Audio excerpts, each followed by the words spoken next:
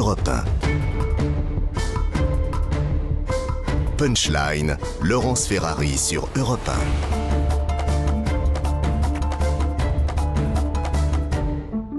On se retrouve sur Europe 1 et sur CNews dans Punchline avec Julien Drey, toujours, fondateur du mouvement Réinventé, Alexandre Devecchio du Figaro. Et nous avons été rejoints par Mathieu Vallet, bonsoir, porte-parole du syndicat indépendant des commissaires de police.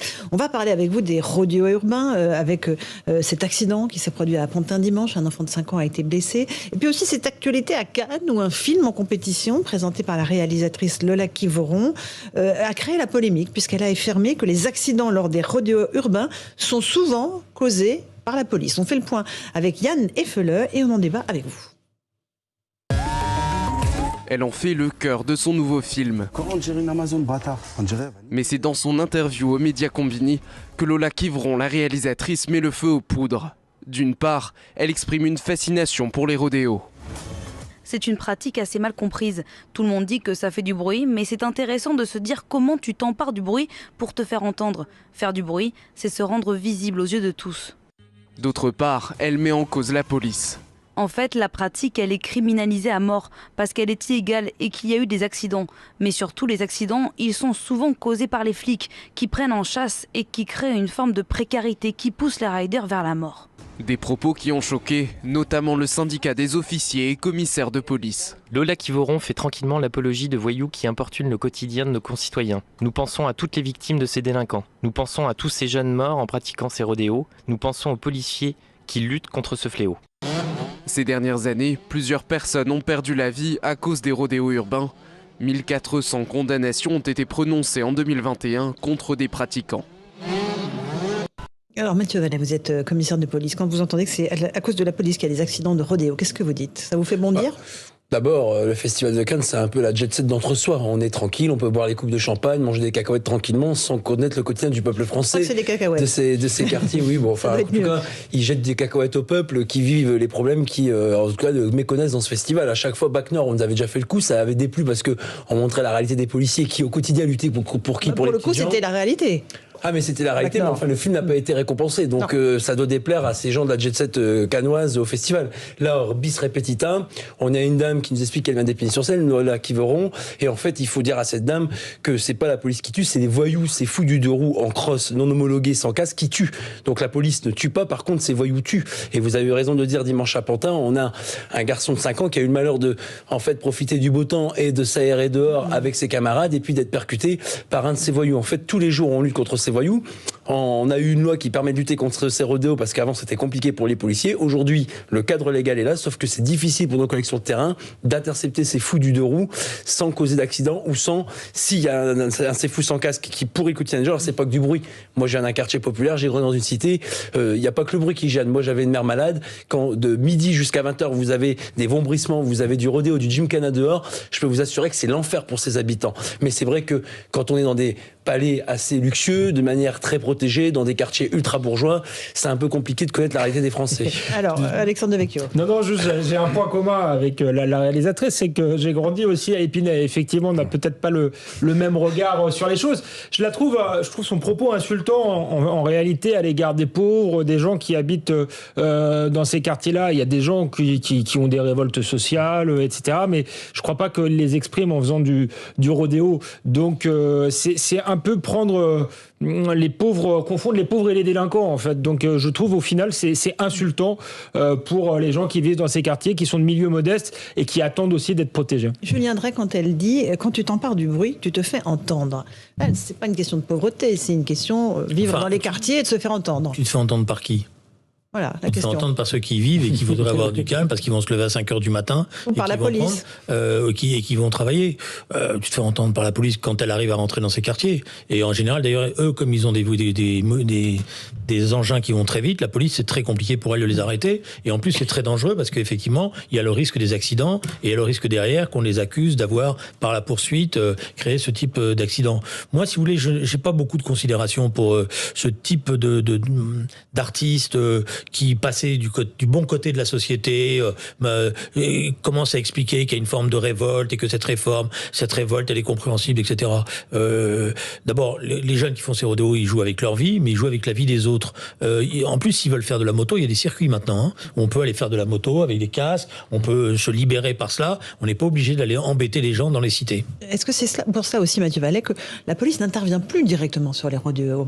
Alors, elle va plutôt saisir les véhicules une fois qu'ils sont arrêtés. On a la vidéoprotection lorsque les villes sont équipées qui nous permettent d'identifier, parce que malheureusement, je vous apprends rien, c'est souvent les mêmes, hein, ces fameux multirécidivistes qu'on arrête 10 fois et qui ressortent 10 fois. Donc on sait souvent qui sont sur ces deux roues.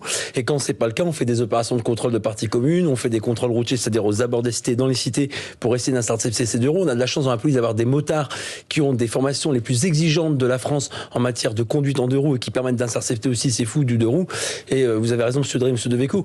Moi, je viens d'un milieu très populaire et en fait, je me sens insulté et blessé par les paroles de Lola Kivoron. En fait, c'est cette bourgeoisie visiblement qui veut cacher la poussière sous le tapis et qui en fait ne connaît rien au quotidien des gens. Moi, j'y travaille tous les jours dans ces quartiers et y compris aujourd'hui dans le Val-de-Marne. On voit bien que c'est compliqué, que c'est dur, que ces policiers courageux, ils protègent les plus faibles, la veuve et l'orphelin, ceux en fait qui n'ont pas accès aux coupes de champagne et en fait à ces milieux ultra aisés où en fait où on fait la révolution en fait en carton et en pâte de carton, parce que cette personne-là, j'aimerais bien la voir en fait au quotidien, aux côtés de nos collègues avec un uniforme pour montrer que non seulement ces voyous en crosse ils blessent mais ils tuent. On a eu à Amiens une femme qui avait été tuée, on a aussi en province des personnes qui sont blessées et c'est l'enfer. Les trafics de stupes, les occupations de d'immeubles, les rodéos en voiture ou en crosse, c'est ce qui pourrit le quotidien des gens et ce qui en fait mine le contrat social français et qui fait qu'en fait quand on habite en France, on aime bien être en sécurité. La sécurité finalement c'est l'affaire du peuple et c'est les policiers qui s'en occupent. Mais c'est vrai que c'est plus cette élite en fait qui est déconnectée des réalités du peuple. J'ajoute que c'est encore plus terrible parce que ces rodéos-là ont lieu souvent la nuit, que ça fascine évidemment les plus jeunes et que ça les incite à faire n'importe quoi après avec leur mobilette ou avec leur vélo. Et donc vous les voyez après mimer ce qu'ils ont vu le soir. Ils le font, y compris eux, pas avec les mêmes conditions de sécurité, parce qu'une partie de ceux qui font des rodéos, ils ont des super casques, ils ont les blousons en protection, etc. Donc quand ils tombent, finalement, il leur arrive pas grand-chose. Mais les autres, les gamins qui veulent faire la même chose, eux, ils ont pas les protections. Et en général, les accidents, ils sont très graves. Et je pense que c'est insupportable. Voilà. Alexandre, vous vouliez rajouter quelque chose? Non, je voulais dire que oui, j'ajouterais que ils vont pas déranger effectivement les beaux quartiers, hein, les beaux quartiers plutôt protégés. C'est projet à Lyon, place des terreaux, hein, attention. Alors là, c'est à Lyon, mais la plupart du temps, on présentait ça comme quelque chose effectivement pour se faire entendre, qui va faire la révolution. Ça fait pas la révolution. Les gens qui ont les moyens de se protéger se protègent. Alors c'est vrai de moins en moins. Vous avez raison. Eux, ils revendiquent pas la révolution. C'est la réalisatrice qui. Et ils revendiquent pas la révolution. Je trouve que vraiment, en plus, elle pense leur rendre service. Ce qui est un peu embêtant, c'est qu'elle vient apparemment de ces quartiers-là. Elle pense leur rendre service en faisant ce genre de film. Je crois que c'est pas du tout le cas. En fait, elle valorise la délinquance, donc elle encourage les délinquants à rester dans la délinquance et elle encourage finalement à ce que la police ne fasse pas son travail pour les gens qui travaillent, qui se lèvent tôt et qui ont la vie pourrie. Donc c'est paradoxal, mais je trouve qu'en fait c'est un film où elle veut rendre au quartier où elle est née. En fait, c'est finalement très égoïste. Alors, j'ajoute une chose, c'est que ceux qui pratiquent ces rodéos-là, c'est pas James Dean. Hein. Voilà, c'est pas la fureur de vivre. Voilà, c'est pas la fureur de vivre, etc. Par ailleurs, c'est l'apologie du capitalisme libéral le plus débridé, parce que ça vaut beaucoup d'argent ces motos-là. Le matériel qu'ils utilisent vaut beaucoup d'argent, et ils sont pas dans la révolte sociale. Ils sont au contraire dans des gains financiers considérables. Souvent d'ailleurs, ils ont des pratiques illicites pour avoir l'argent pour ça. Donc tout ça, c'est un monde, et faire de ce monde-là un instrument de révolte contre la société, c'est d'après moi effectivement le problème. J'ajoute sur ce que vous dites que nous on fait deux propositions. Vous savez qu'aujourd'hui, quand les policiers interpellent ces fous du deux roues, des véritables dangers publics ambulants, en fait, on saisit les deux roues. Nous, on veut que dans la loi, on systématise la destruction des deux roues. Je vous donne un exemple très concret. On interpelle un voyou sur un deux roues qui lui appartient pas. Le propriétaire se présente avec la facture de deux roues. Il la récupère. Aujourd'hui, on dit que, qu'il soit propriétaire ou pas, s'il est chopé le voyou avec un deux roues qui lui appartient ou pas, c'est destruction systématique. De cette manière, on le retrouvera pas une heure plus tard sur la voie publique. Et la deuxième chose, il faut un grand débat. Vous avez raison, Laurence Charlet, de souligner.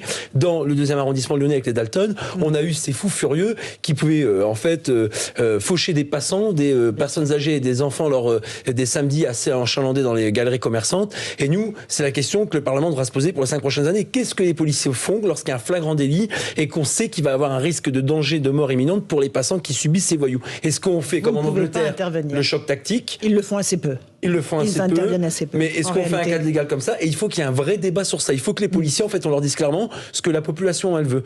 En sécurité publique, en province, les policiers n'ont pas le droit de faire des prises en charge de ces 2 roues. À la préfecture de police de Paris, le préfet les autorise. Là, c'est pareil. Qu'est-ce qu'on dit? Est-ce que dans le 93, on a le droit de poursuivre, mais est-ce que dans le Val d'Oise, vu que c'est pas le même secteur territorial, on n'a pas le droit? Là, c'est pareil. Il faut une uniformisation, en fait, des pratiques. Oui, mais je pense que plutôt que d'aller dans des contacts qui sont quand même à chaque fois très risqués, la généralisation de la vidéo et des plans nécessaires pour faire ces vidéos, parce que en général ils font tellement de bruit que c'est pas très compliqué d'approcher en voiture, de filmer tout ça et d'avoir les plaques, d'avoir les identités, d'avoir. Mais l'idée c'est que quand il représente un danger de mort imminent, comme dans les rues de Belton, d'accord. Mais sinon, le travail en amont. Il faut que les villes soient équipées de vidéoprotection. Voilà, elles ne sont pas toutes par idéologie. Ou qu'on donne les moyens d'avoir des caméras infrarouges qui permettent de faire le repérage nécessaire et les drones quoi.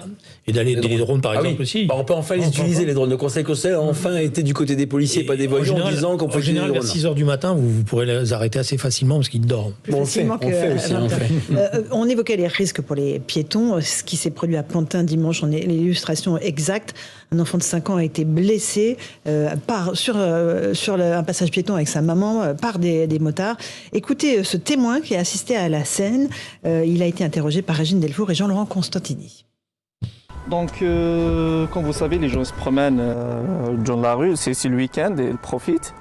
Après, il y avait 3 scooters, ils se sont lancés à une vitesse quand même, je trouve que c'est assez énorme, vu que c'est le passage c'est piéton. Donc, ils ont percuté une dame avec son enfant, elle était derrière. Ils l'ont fait tomber par terre, ce qui l'a rendu vraiment en état grave. Il y a du sang par terre, partout. J'ai entendu les gens crier et tout, donc c'était un peu grave. Après, ils ont venu chercher des glaçons pour l'enfant, mais ils ont vu que c'est pas possible, donc ils ont appelé les pompiers. Heureusement que les pompiers et la police ils sont venus en même temps. Après, vu qu'ils ont vu que c'est vraiment grave, donc ils ont pu appeler la SAMU pour le prendre à l'hôpital. Mathieu Vallet, ça c'est la conséquence directe des rodéos urbains. Un enfant de 5 ans à l'hôpital et sa mère blessée. C'est dramatique, vous imaginez que là l'enfant a été blessé, il n'a pas perdu la vie et heureusement pour cette famille on a évité un drame absolu. Et Walid qui témoigne dans votre reportage, en fait c'est pour ces gens-là, c'est pour toutes ces personnes à qui on donne jamais la parole et à qui vous avez la gentillesse de permettre de témoigner sur votre antenne, que nous en fait c'est notre carburant. La police pour son travail, sa vocation, notre slogan c'est vous, c'est pas qu'un slogan, c'est réellement ce qui en fait imbibe et imbrique chaque policier de France. Et on voit bien que lorsqu'on veut interpeller des voyous, c'est pas pour se faire plaisir et créer en fait des difficultés ou même tuer des gens. On est là en fait pour empêcher les gens qui veulent nuire aux autres gens de vivre. En fait, on est là pour empêcher que les voyous puissent pourrir le quotidien des gens. Et quand on dit pourrir, c'est pas simplement les embêter au quotidien, c'est aussi permettre à ce gamin en fait de sortir un dimanche après-midi avec ses parents sans pour autant avoir peur d'être percuté par un fou furieux sur un passage piéton. Sur un passage piéton qui en a rien à foutre de rien et dont la vie ne vaut rien. Parce qu'aujourd'hui, pour les voyous, ils partagent tous le même leitmotiv, la même motivation, c'est que la vie ne vaut rien. On fauche des policiers sur des refus d'obtempérer, on fauche des passants et des gamins avec des 2 roues non homologuées sans casque et en faisant n'importe quoi.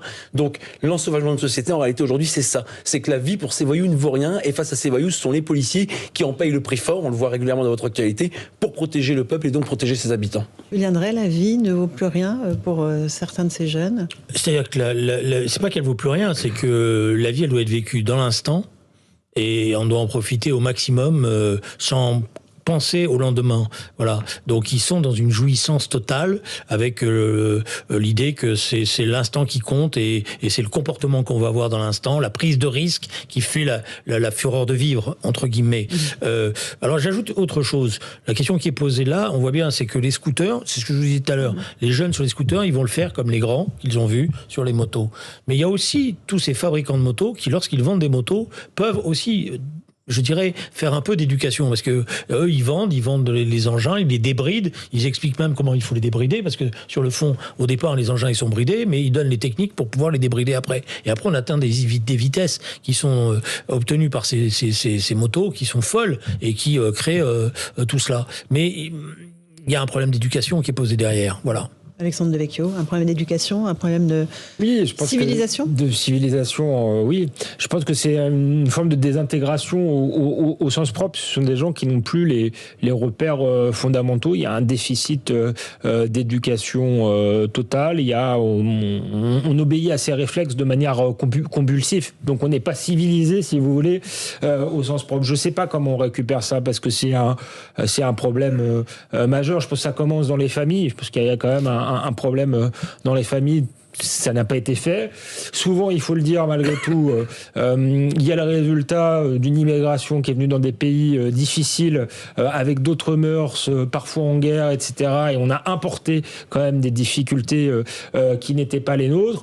Et après, oui, il y a l'école, mais l'école ne peut pas tout non plus, peut pas tout régler. Donc, il y a l'école, la police, la justice. Oui, on n'a pas parlé de justice. Je pense que c'est important aussi. C'est-à-dire que la police essaie de faire son travail, mais s'ils sont relâchés, et pour des histoires de rodéo qu'on tend à banaliser, ce film, le problème c'est que ça va totalement banaliser ce genre d'affaires, et donc ils ne risquent absolument rien.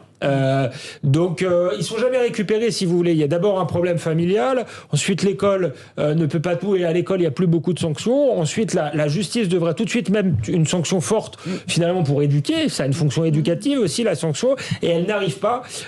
Donc il y a ces affaires de rodéo, mais souvent ça a été dit par Julien Drey, c'est des gens qui trempent dans la délinquance ailleurs, et ça peut se traduire par un accident, mais ça peut se traduire aussi par le basculement dans quelque chose, dans une délinquance plus violente, plus grave. Donc on est à un engrenage infernal, et tant qu'on n'aura pas restauré la valeur d'autorité partout dans la société, je crois qu'on n'y arrivera pas. Oui, Julien Drey. Une remarque, tous ceux qui font de la moto ne sont pas tous des délinquants et sont pas tous... Dieu merci. Voilà. Et donc je pense que dans un certain nombre de départements, la question peut se poser d'ouvrir des circuits et de permettre qu'une partie de ceux qui aiment la moto, qui ont envie de se livrer à du motocross ou des choses comme ça, aient la possibilité de le faire. Il manque ces terrains.